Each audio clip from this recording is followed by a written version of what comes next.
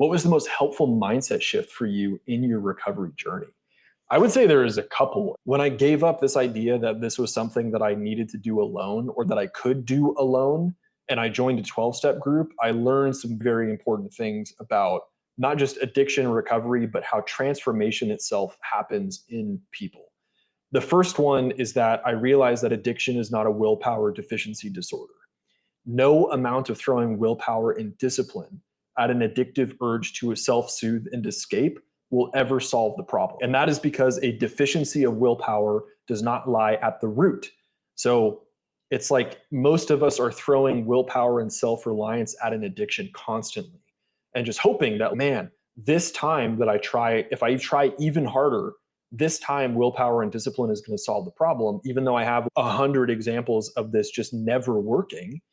And we double down and double down and double down, just insisting in our head that this must be the truth. And we don't realize that we're not living in reality. We're not connected to the truth. And that's why our strategy is not working.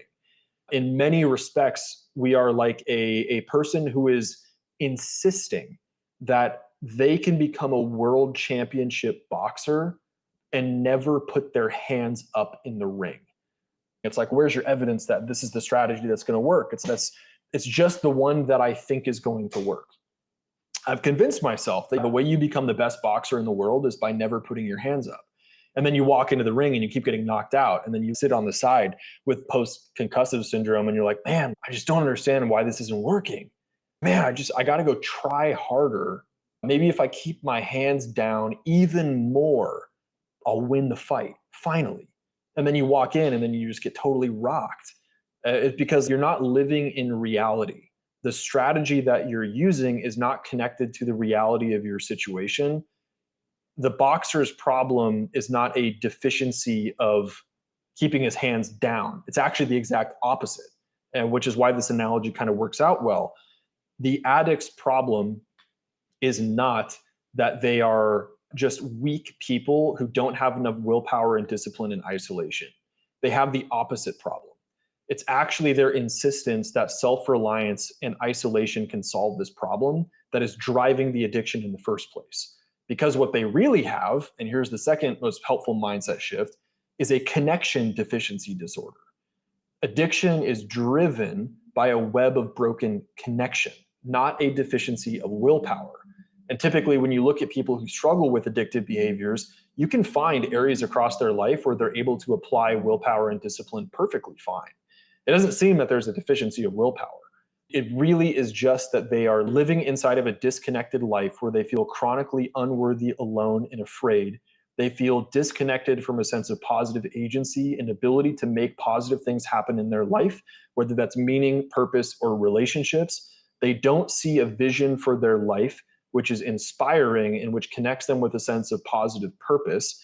They don't have a group of men around them or a group of people around them at all. They're totally disconnected from community. They're living this NPC life, which is turning into a blur where every single day they're waking up and they're going to a job that they don't like doing, which is sucking all the energy out of their life. And then they go out after working for 40 hours in this super logical, mind-numbing job, and they're probably super like zooted on caffeine. And they're trying to go out and be this very like open, fun, charismatic person and experience deep, meaningful social connection at a bar. And then it's like the whole cycle repeats. And that typically is like most people's like best experience. And then you look at their life and it's, man, no wonder you're addictively escaping this. Your life is a blur. None of your emotional needs are getting met. You don't like what you're doing. There's like nothing that you're spending your time on in any given day, which is resulting in a feeling of contentment, let alone meaning or purpose. And then this gets us, I think, to another thing on this topic of powerful mindset shifts. A lot of people get into recovery and they think the thing that has to happen is that they just need to quit watching pornography and then their life would be great. They're convinced that the pornography is the problem. And then they come to discover that if they want to get rid of pornography, they don't need their old life back, their old miserable life back, just minus the pornography. They actually need a new life altogether. And so That idea I think is also essential. Addiction is not a willpower deficiency disorder. The opposite of addiction is not sobriety, it's connection. And porn is not actually your problem. It is the solution to your problem. And getting rid of pornography is not going to fix it. It is actually an entirely new life altogether that is required in order for this problem to be permanently removed, shall we say.